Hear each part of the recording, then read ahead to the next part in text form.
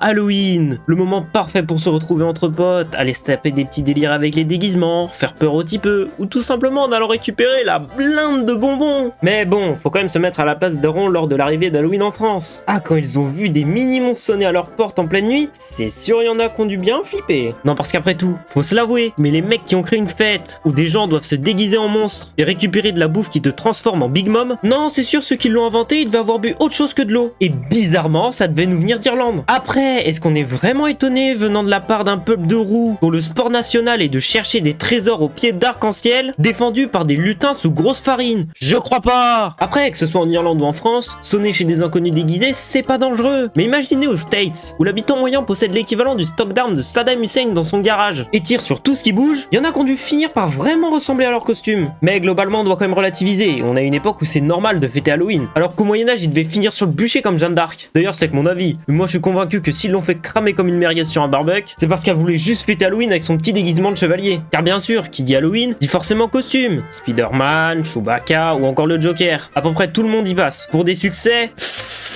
parfois variés. Parce que peut-être vous, les richoux, vous aviez des putains de costumes. Mais nous, la plèbe, un costume d'Halloween, ça se résume à un petit masque de merde, un t-shirt avec du ketchup dessus, ou un simple accessoire. Et le problème des costumes d'Halloween, c'est qu'ils doivent faire peur. Et certains laissent libre cours à leur imagination de gros psychopathes. Comme par exemple ce... Non, je préfère effacer ça de ma tête. Bon après, on peut s'estimer heureux aujourd'hui. Car qui se souvient de cette période bien sombre? Ah non!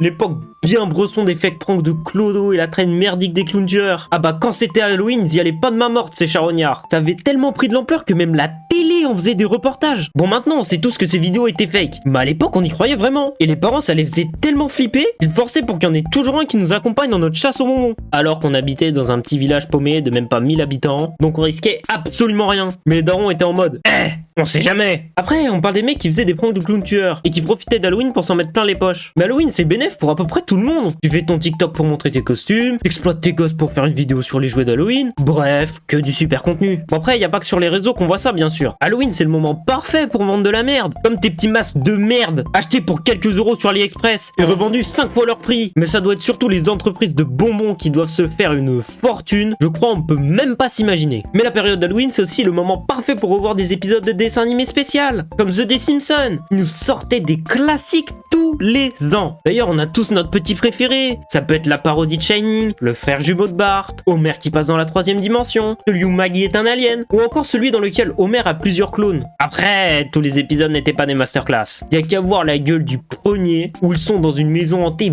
bien gaze. D'ailleurs, on avait tous un peu un endroit flippant pas loin de chez nous. Un endroit où tu savais très bien qu'y aller c'était pas la meilleure des idées. Ça pouvait être une vieille baraque abandonnée, ou bien c'était la maison d'un véritable fou furieux. Mais heureusement, ce genre d'endroit est généralement très isolé. Eh ben pas pour nous. Dans mon village, cette maison bien chelou se situait juste à côté de l'école. Et le pire, c'est qu'elle n'était pas n'importe où. Elle n'était pas derrière, cachée, on la voyait pas. Non, elle était précisément à côté du terrain de foot.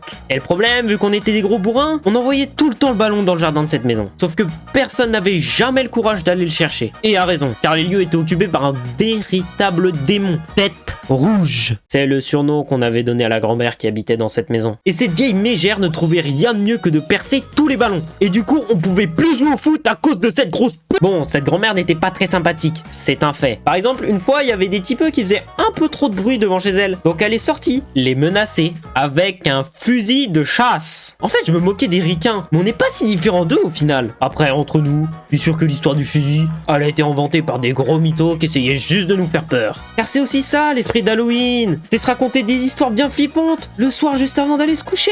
Oh, par contre, comment moi j'étais nul pour ça. Mes histoires, ça se résumait à un volant rentre chez toi, il te bute. Fin. Après, avec mes potes, on a vite arrêté de faire ça. Non, vous avez des trucs vraiment dangereux. Genre... jouer à FIFA. Après, quand tu grandis et que t'es un ado, les activités changent un peu. T'as besoin d'adrénaline, t'as besoin de faire des trucs dangereux, comme faire de l'urbex dans des lieux hantés, ou bien essayer de communiquer avec des fantômes. Non mais sérieux, quels sont les golemons qui essayent encore de faire ça? Mais vous croyez dans Phasmophobia ou quoi? Eh, c'est la vraie vie ici, hein. La seule chose que vous allez trouver, c'est les moqueries des autres. Et ils auront bien raison. Mais bon, le plus fun, ça restera toujours de faire du porte-à-porte pour aller récupérer des bonbons. Par contre, le problème, c'est quand t'habites dans un petit village. T'as vite fait le tour, et surtout, la majorité des habitants, c'est des vieux. Donc Halloween, ça leur parle pas trop. À la limite, ils pensent c'est une fête sataniste, et du coup, dès qu'ils nous voient, ils nous brandissent leur croix. Alors que nous, on veut juste des bonbons, hein. Au final, je parle depuis tout à l'heure, mais ce qu'il y a de plus important avec Halloween, c'est que c'est un soir où absolument tout le monde peut sortir. Même les monstres les plus terrifiants sont conviés à y participer, vampires, loups-garous ou même les joueurs de LoL. Absolument tout le monde est convié à sortir de chez lui. Et ça, c'est un beau message dans notre société bien trop penchée vers la beauté extérieure. Donc pour ça, merci Halloween.